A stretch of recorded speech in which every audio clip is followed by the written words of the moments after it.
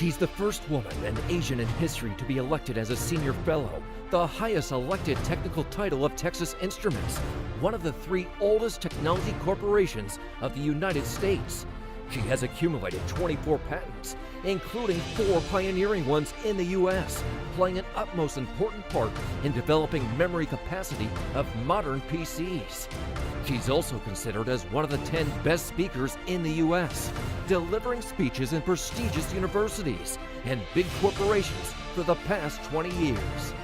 She is Lê Duy Loan, a highly accomplished semiconductor industry expert and technology consultant who has tremendous pride in her heritage, Vietnam.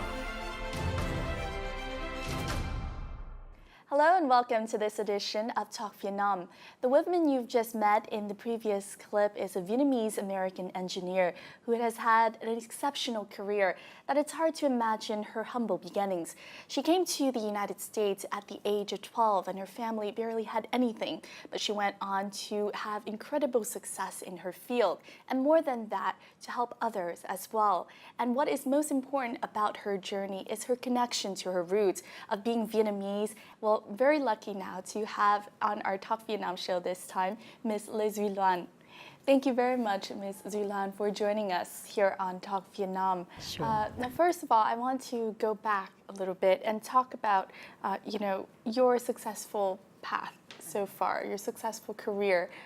Would you say there are some core values behind this success? You know, as you know, I work in a very male-dominated industry, high-tech industry. I started 35 years ago. 35 years later, nothing has changed a whole lot. It's still very, being a woman, being a non-American woman from an Asian background is very male-dominated. So I think as far as the core values or the things that drive me in order to break the glass ceiling, not in one company, but in multiple companies that I engage with, probably number one is the work ethics, the incredible work ethics that the Asian culture is known for, right? And then the second thing I probably would say is and this might be very uniquely me, and that is the inner confidence that I can overcome anything if I work hard enough, if I treat people right along the way. So that the inner confidence is based on that. And then the third thing I would say is probably the uncompromising pride in my heritage. Yes. Whatever I do, I know that it would reflect on the country where I was born. Whatever I do, I know that people will look at that and judge who is this girl, still yellow skin, still black hair, right? So that pride in my heritage drives me to do anything my name is associated with in terms of excellence. And when you do something with excellence and with passion, it produces result. And result, of course, brings success. So I think those 3 things are probably the main reason. Yes, exactly. Now, you mentioned your heritage as being a driving force in your career and your success and your efforts. Yeah. Let's go back to the beginning, your roots in Vietnam. Do you remember your childhood? Oh, I have lived life, and I'm sure that similar to you, certain things in your life, certain moments, certain events, you cannot forget it. I was very lucky to have been born in Vietnam. And the first 12 years of my life in Vietnam shaped pretty much who I am. Probably the most memorable moment is the day I was just finishing the test. After 5th grade, in order to get to the public school, you have to really, really do well on the test, right? So my father literally dropped everything. And for that summer, he watched over me to make sure that I studied. And then the day I took the test, every day he would stand outside waiting for me to come out, right? And he would say, sao con làm được không? Right? How did you Meaning, do? how did you do? So I think that always very, very much has always been with me. And the message there is education is important. Education is what allows you to break the cycle of poverty. So I think that's probably the thing that stuck in my head forever. Here it is. He's busy. He's trying to make a living, and he dropped everything. He came home and watched over you, so you better do well. Exactly. Does that make sense? And there's this sense of, you know, parenting in the sense that you whatever you're doing, it's not as important as your child's future education. Absolutely. Our country is not the most prosperous country. And so education plays an even more important role because the parents live through poverty and they don't want that for their children. And they know that the only way to break out of that is education. Education, right? exactly. Born in 1962 in Vietnam, Lê Duy Loan is the seventh child in a family of 6 daughters and 3 sons. Raising his daughters in a country where often only sons receive higher education, Mr. Lê dreamed big and told his 6-year-old daughter, Duy Loan, you will be an engineer while your 2 older sisters will be a doctor and a lawyer. Duy Loan studied hard and graduated second from her elementary school, Nguyen Binh Kim, in 1973.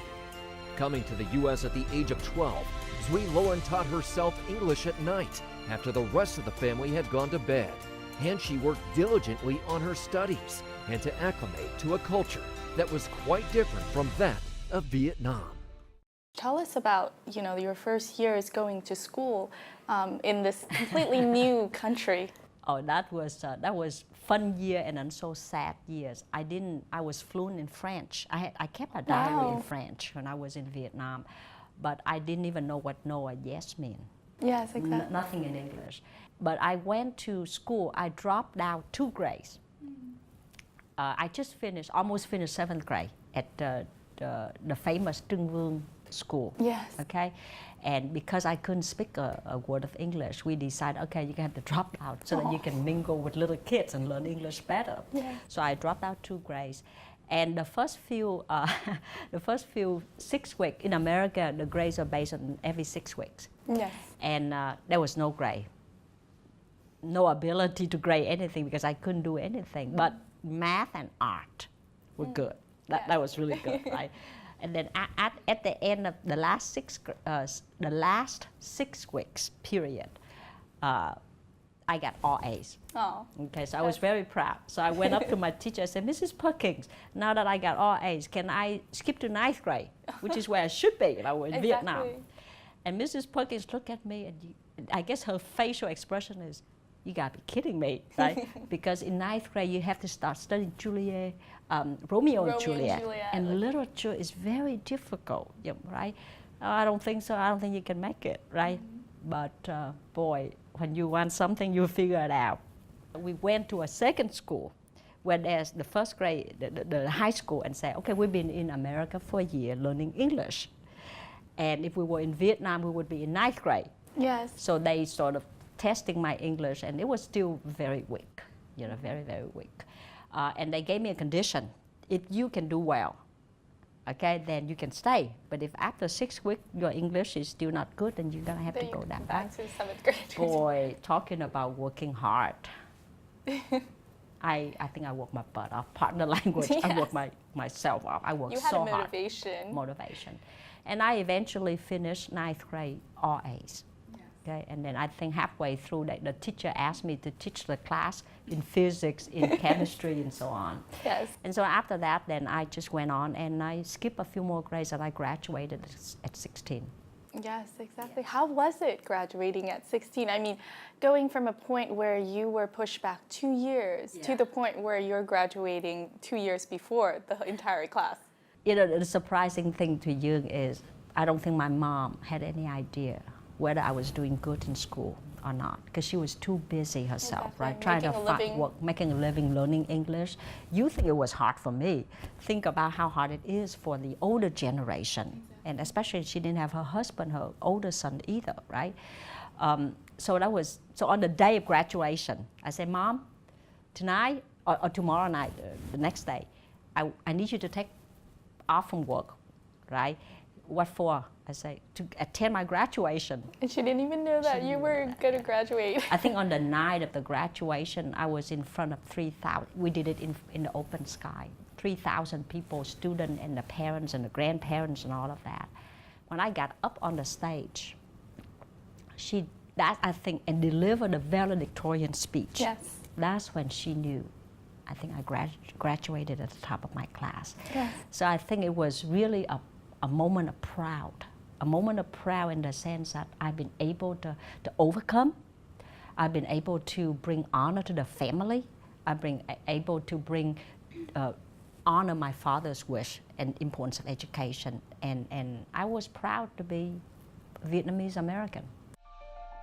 Starting her first professional job in 1982 at Texas Instruments, or TI, as a memory design engineer, Duy Loan was assigned to increasingly difficult tasks, leading to her promotion as design manager 7 years later. She was responsible for bringing up the multi-billion-dollar memory product line with joint venture partners in 5 countries and 3 continents for the first time in TI's history. In 2002, she was nominated and elected to the 5th rung of the technical ladder, Senior Fellow, becoming the first Asian, the first woman, and one of the youngest individuals in TI's 75-year history to be nominated and elected to the rank of TI Senior Fellow. So now I understand that you began your first real job at Texas Instruments at the age of 19. Tell us about that beginning. The first years there was, I have to say, it was hard. TI is known in the industry as the training institute, meaning you get in there, the pace is intense, and the complexity of the work is huge because TI is known to invent many things, right? It was really long hours, but the people I work with are outstanding engineers, outstanding bosses. I have never reported to a woman, and all of my colleagues are mostly men, and I'm very fortunate they have treated me with tremendous respect. I still remember the CEO and the chairman and president of TI once told me, Zilon, his name is Mr. Tom Enchabas, Zilon, you are completely hopeless. You talk to me the way you talk to other people. I say, yes, I would treat you the same way I treat the lower engineer, right? But in return, I give TI everything I got. It is truly my first love. And TI, in return, has given me complete autonomy to do what I want, complete trust in my ability, and respect my point of views. And many things that I did at TI would not be tolerated at other companies. There's no way, right? But life is always give and take. Yes. Throughout that process, what do you think helped you in the process of becoming, working really hard and eventually achieving that at such a young age? I think back to the point of work ethics. I think I would rather take an average person, but who has incredible work ethics. I would hire a person like that over a person who's super intelligent, but doesn't have work ethics, right? That's one. Second thing, I think you have to be able to treat people right along the way, right? I remember when I sent my son back to Vietnam for the first time, one of the things I set him down, he was 10. I said, you're gonna go back and find your roots. And second, son, don't think for one moment that you are any better or any smarter or any higher class than the kids in Vietnam. Do not even think about that. And number 3 is mingle with people and treat people right. So I think the ability to treat my friends right, the ability to work hard, and then the inner confidence and that pride in my heritage, that I am not going to humiliate my family, I'm not going to humiliate my country, I'm going to prove to these Americans and the Vietnamese people are just as smart or as good, whatever that you call that. You already had those thoughts at like 12 or 13 years old. I was determined. I was determined, yeah. Yes, exactly.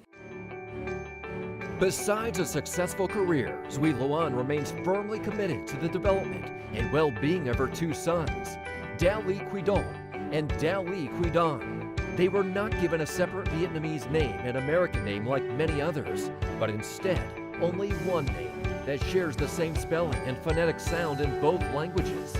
According to Duy Loan, they must learn to combine the core values of their Vietnamese heritage with the goodness of the American culture and be able to feel a true sense of belonging in both worlds. Hồi còn nhỏ mẹ lúc nào cũng nói là phải học hành phải chú ý học hành, là tại vì người Việt Nam là mình học mình phải biết đọc, mình phải biết viết, mình phải biết nói, rồi mình phải tôn trọng người khác và tôn trọng chúng mình luôn. Hai đứa nhỏ từ cái hồi mà nhỏ 9-10 tuổi là các em đã bắt đầu, khi mà được ai cho $1 thì lấy 30% bỏ vào trong ngân quỹ, 30% thì các em có thể tiêu, nhưng mà 30% thì các em 33% thì các em phải đi để giúp đỡ cho người khác. Thì cái đó nó học từ nhỏ tới lớn. Thanks to this, Duy Loan's two sons now work alongside their parents in lots of meaningful activities around the world, as well as in Vietnam. Talking about your sons, throughout the years, how did you, help them to be more in touch with their roots from a young age, teaching them about the language, the culture? Obviously, it helps that both you and your husband are Vietnamese. It does help a lot. I was determined that this is one job that you will not fail. Doesn't really matter how many more recognitions, how many more patents I get, how many more multi-billion-dollar projects I handle. If I mess up this part of my life, It doesn't concerning matter. my children, then I have failed miserably in life. So let's start with that conviction, that sheer determination that I will not mess this up. Now, what is the definition of messing it up? This is not about raising children who are going to be up there making a lot of money and having the greatest title. It's not about that. How do I raise my kids to be both Vietnamese and American, not one or the other? How do I do that? That's one angle of definition of success. Second is, how do I raise human beings who are going to be so successful in life? But that part of definition of success is to also be able to give back. Yes. You do well so that you can do good. That's the second part, angle of that definition of success. And the third thing that is part of my definition of success is to how do I give them a life that they can be happy doing what they want. Yes. Right? So those are the three components. And hopefully you understand. I was trying to, if you raise kids who are good students, that's one thing, but trying to achieve all three goals was not easy. It's challenging. It is extremely raising challenging. a human being. It is probably the one part that has aged my hair. Big time. Big Yes, time. and with two boys, I think two that boys. becomes even more challenging. One aspect, in terms of Vietnamese, for example, let's take the Vietnamese language. Yeah. How did you teach your children language at such a young age, and still at the same time they were immersed in a obviously English-speaking environment? Yeah. So I think, every situation in the family is different. In my case, I sleep on the average 3 or 4 hours a night for 40 years. I don't have time. I cannot invent time. So I have to create time. And creating time, meaning you take something that takes 6 hours to do and you do it in 60 minutes, for example. That's one way to create time. The second way to create time is you buy time with money, right? So to create time for myself in that department, I actually taught my son Vietnamese myself. Yes. 15 minutes here, 20 minutes there. The goal is not to make them become people who speak literature. It's more or less conversational Vietnamese. That's one. Second, it cannot just be about speaking. They have to be able to read, and they have to be able to write. Now, they might write with grammatical errors. Dấu hỏi, dấu ngã. I could not even differentiate the two myself, okay? But they will write enough so that other people who read it can understand what they're writing. And they will never be able to read as well as I can. But the goal is to give them a foundation, speaking, reading, and writing, so that one day when they are older, if they want to improve, advance, they have the basis. The basic knowledge and the basis to build upon that. So I taught them Vietnamese. And to you, I cannot be prouder. You know why? Every single card that my son gives me, Valentine, Mother's Day, Christmas, New Year, is handmade by them. And one side is always in Vietnamese and one side is in English, their handwriting. That's very sweet. Right? And I cannot be prouder when my father celebrated his 90th birthday, and my son was not the eldest grandson, but he was voted by all of his cousins to represent them and address the 300 guests in Vietnamese. Wow. And my father was very emotionally touched, very emotionally touched. Yes. With a passion for philanthropic activities and a heart for her fatherland, Zui Loan co-founded a non-profit organization named Sunflower Mission in 2002. It focuses exclusively on educational programs by bringing school facilities, teaching, and learning materials and scholarships to teachers and students in Vietnam. One special thing about the organization is the super low administrative cost. Our cost is less than 1%, which means that for every dollar that is being donated to Sunflower Mission, almost 99% of it goes to the mission, to the education for the children. We have a passion for helping others. And how do you help people in such a way that they can help themselves? And really the only answer is through education, giving them that gift of education. Every year, Sunflower Mission works hard to implement 3 scholarship programs. These programs include SAS, Sponsor a Student, Dal Scholarship, and Engineering and Technology Scholarship. Each scholarship program is designed to assist students based on different parameters in order to reach as many students as possible. Sunflower Mission's most visible work is the school building program. Every year, an excited and varied group of individuals travel to a particular place in Vietnam to participate in the work camp. The trip includes visiting school sites to complete construction, participating in school completion ceremonies, engaging with students, cultural exchanges, and providing medical services. Khi mình được ngồi xuống mà nói chuyện với từng người, coi cái đời sống họ ra sao, mình thấy rất là gần gũi với cái người ở đây. Thế nên mình thấy mình là dân Việt Nam. Mình đúng là cái nghĩa là mình là người Việt Nam. Mọi người xung quanh nhìn tôi không nghĩ là tôi là một người ngoài. Here you see a lot of families, parents with their sons or daughters, and even nieces and nephews. My 2 older daughters, they went to the work camp Sunflower Mission about 5 years ago, and that's how I learned about Sunflower Mission.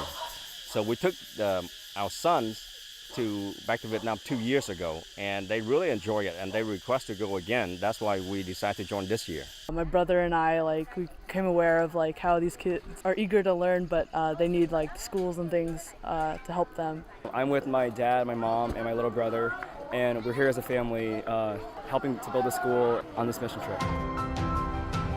In the 15 years of operation, Sunflower Mission has built 158 classrooms in the most impoverished parts of Vietnam and given out almost 16,000 scholarships from elementary to college level. Now, as we've seen in the previous report, many families come back as a family of volunteers. Tell us about this process of incorporating and involving so many families. From the very beginning, Sunflower Mission will be structured with succession planning in place. That's why the board has 2 generations, and there's a younger board and there's a board of advisors that's even older. So if you look across the spectrum, there's actually 4 generations that are involved with Sunflower Mission. If you are going to be successful in succession planning, you need to have a pipeline. Now, to get kids to be interested, to come here and work, of course there are adults who participate, but how do I get younger generation involved? Their parents have to help, right? Yes. So there are always participation with parents and the children. That's how it started. But then slowly it became the culture.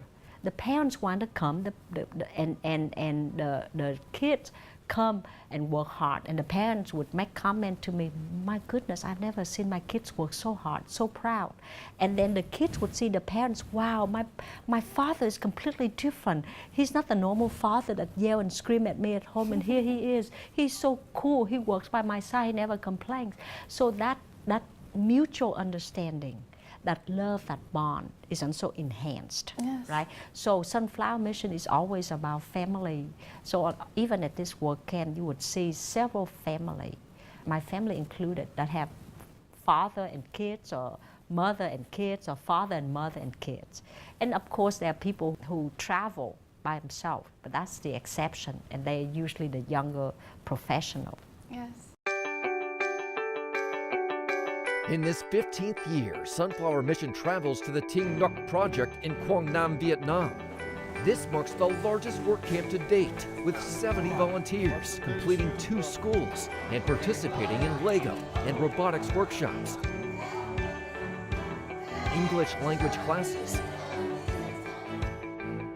a health and hygiene initiative, and for the first time, a 3D printing lab. What excites me about this is watching their kids' faces light up, because the moment you teach a kid that they can control a motor and then it can move, and then you see their faces that get super excited and they smile and they're just thrilled about the aspect of watching all of these little inanimate pieces, little plastic pieces just start to move and come to life through the world of robotics. Quá vui, mấy em quá sung cho nên mình cũng hết mình vô hát rồi hết mình vô dạy, cho nên giờ cũng sắp mất tiếng rồi, mồ hôi chảy bao nhiêu cũng không biết nữa. Sau đó thì học sinh cũng quay lại chào cô giáo nữa, ôm quá mình quá là cảm động. Tôi thấy rất là vui, bởi vì các cháu đã tham gia rất là nhiệt tình, được các anh chị em tình nguyện viên là hướng dẫn rất là tận tình chu đáo. Các cái trò chơi kích thích cái trí sáng tạo của học sinh và có cái ham muốn ban đầu về cái sáng tạo trong học tập cũng như trong cuộc sống sau này. Before this, students of Ting Nuc primary and secondary schools had to study in one small campus. Some had to walk 5 to 6 kilometers to get to school. This new school has definitely changed their lives.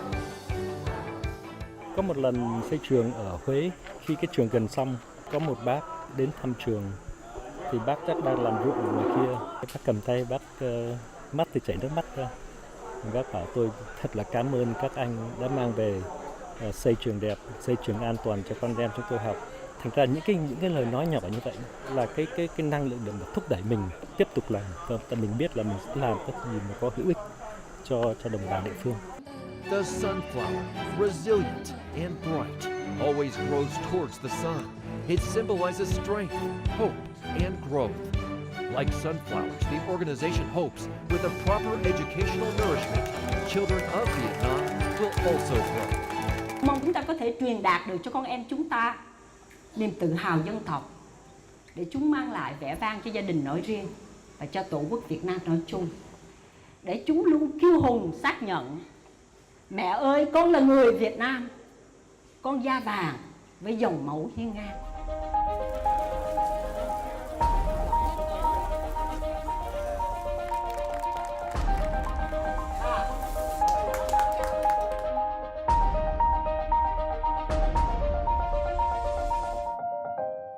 We talked about families, but obviously in these families are a lot of young children who are of Vietnamese origin, meaning that they were born outside of Vietnam. Yes. But obviously their roots are of Vietnam, like your sons. Yes. How do you think this process helps them in reconnecting with their own roots? Watching these work camp participants this year, from young to old, I cannot be more grateful and I cannot be prouder. Here are the people that pay their own way to come back, work for so many hours, take a 2-hour trip from hotel to the school, 2 hours each way, 4 hours in the bus on a winding, bumpy road, under the intense heat, work so hard to finish painting, to do the 3D Lego, the robotics, the art and the English. Never once did they complain. Okay, so the work ethics is unbelievable. The devotion, the selfless giving is unbelievable. Now, when they do that, and then they see the smiles on the faces of the local kids, when they are teaching these kids Lego robotic, when they see these kids absorbing the English lesson, they are just so overwhelmed with joy, with the impression, with, wow, these kids are so smart. They share with me. You know, I got several kids that share with me. They're so smart. So I think all of that mutual understanding turn into mutual respect, turn into a sense of affection and love. You cannot be proud of your heritage if you are not proud of the people of that country. Yes. Right? You understand what I'm saying? And that cannot be taught. It has to be experienced. Yes, through action, through action, through interaction, seeing with your eyes, hearing with your ears, sensing with your hands, right? And feeling with your heart, right? That's what they get. Now, I'm not naive to say that they are exhausted. I myself are exhausted. But I think the sharing they put into the blog for the work camp and the experience will carry with them, and hopefully that would make them wanting to be part of Vietnam.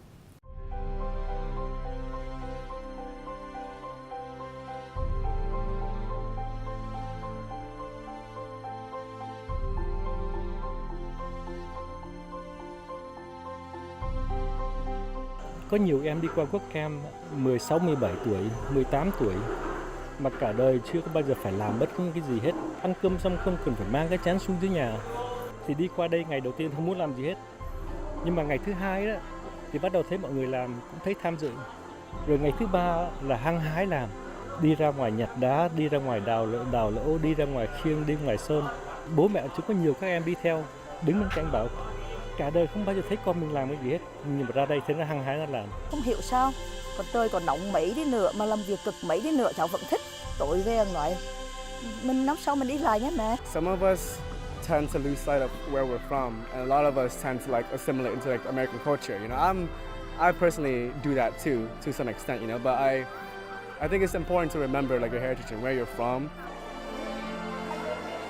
For the young Vietnamese Americans in this work camp of Sunflower Mission, what lingers the most is probably the pure friendship and connection to the local students.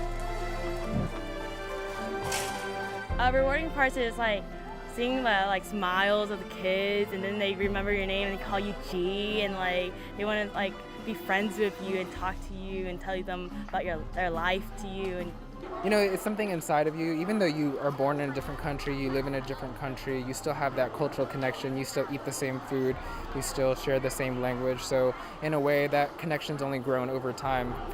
Since I was 10 until now I'm 23, I feel like a very strong connection to Vietnam. Em là em gái hôm qua chụp ảnh với anh chị, và cũng chính là bé gái chơi trò chơi lắp ghép với anh đó. Hôm nay là ngày khánh thành thường, nhưng em chưa đi được vì phải ở nhà chăn bò và chăn trâu. Em viết lá thư này muốn chúc anh chị sức khỏe, bình an. after I got it, I definitely started crying. But it shows that when we come here, we definitely have an impact on people, and it makes me happy that I decided to come and see the kids. Even though we're an ocean apart, we're still connected to our roots, and we're still thinking about Vietnam.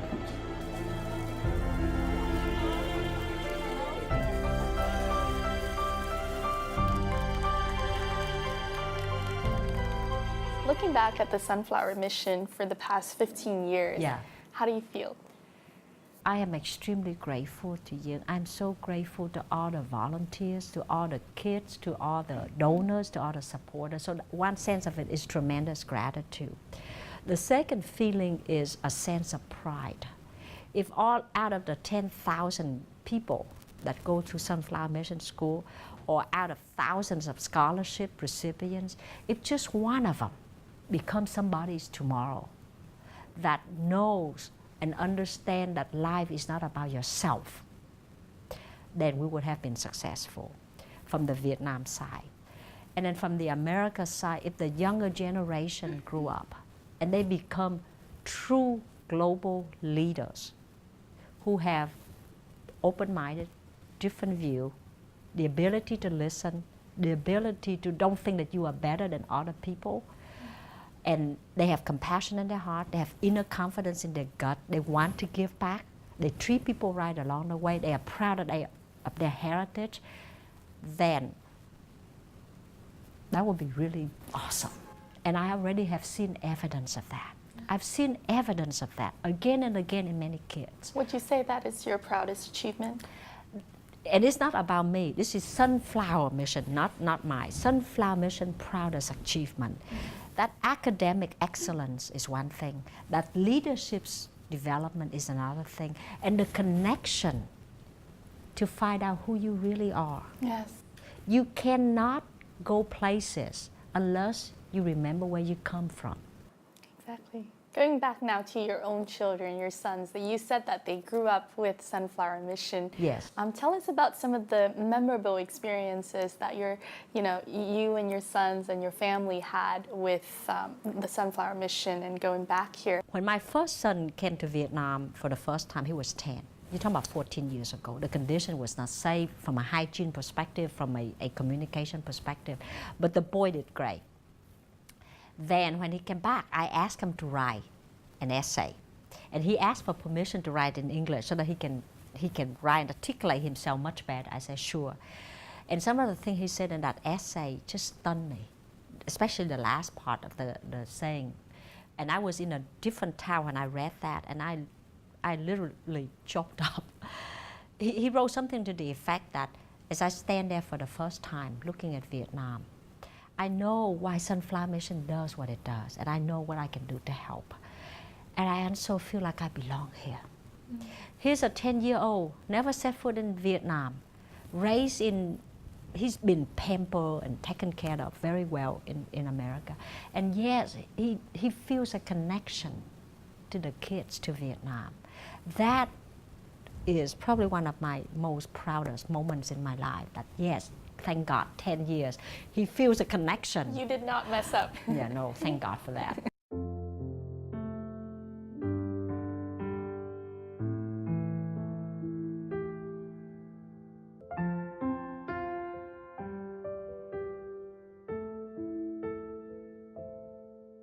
Bạn hãy nói cho tôi biết cha về họ tên mà tôi đã mang, về miền quê mà tôi ngày đêm luôn nhớ mong.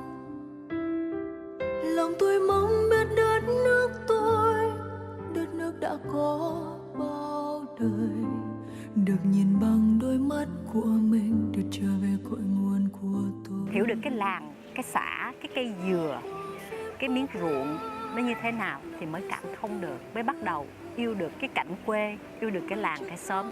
Từ đó nó mới nảy nở được cái tình yêu dân tộc, yêu con người Việt Nam thì mới yêu được mảnh đất Việt Nam. Ước mơ về thăm chốn thiêng, mong sao quê hương giang tay đón tôi, mong ước đến ngày trở về, lòng tôi yêu mến Việt Nam. You once said that I've loved my country ever since I was born. Yes. Can you elaborate on that? Do you think that person can be, born knowing that they are truly connected to their heritage, even though probably they weren't even born there? Yeah. And it's hard. It's hard when you were not born in a country. How do you love that country? So that's the challenge with my sons and with other people in America. So the only way I can give them that connection is I need to create a way to bring them back and let them connect themselves. I only live in Vietnam for 12 years, right? I think, but the first 12 years is really important to you, right? I can still choke up when listening to a Vietnamese song, even though I don't have a chance to grow up like other people in Vietnam. I can still choke up when I read something in a book, right? And to you, all I really want is my country to be better, for the students over here to be better, and for my country to be respected in the world. That's it. And I want people to understand the impact of humanity. You understand what I'm saying? That's all I want for Vietnam. So if you ask me what do I want, that's what I really want. Yes. Does that make sense? It does. Yeah. It does. It all comes from this love that you grew up with. Yeah. What would you say to the generation, the future generation that will hopefully make that happen? Vietnamese students out there, not only in Vietnam but also all over the world, trying to bring pride but also success, or also a sense of achievement attached to the name Vietnam? Yeah. You know, success for yourself is fantastic. Everybody wants it. I certainly want it. However, true success is not about yourself. True success is how do you help other people to succeed as well, right? So I would say to the people, to the younger generation, is measure the success by that matrix. How many people do you help along the way? Don't give them a handout. How do you enable them to succeed? Yes. That's one thing I would say. The second thing I would say to them is always question why. Yes. Why is it this way? Why can't it be another way? Right? George Bernard Shaw is an old person who used to say, dream of things that never were.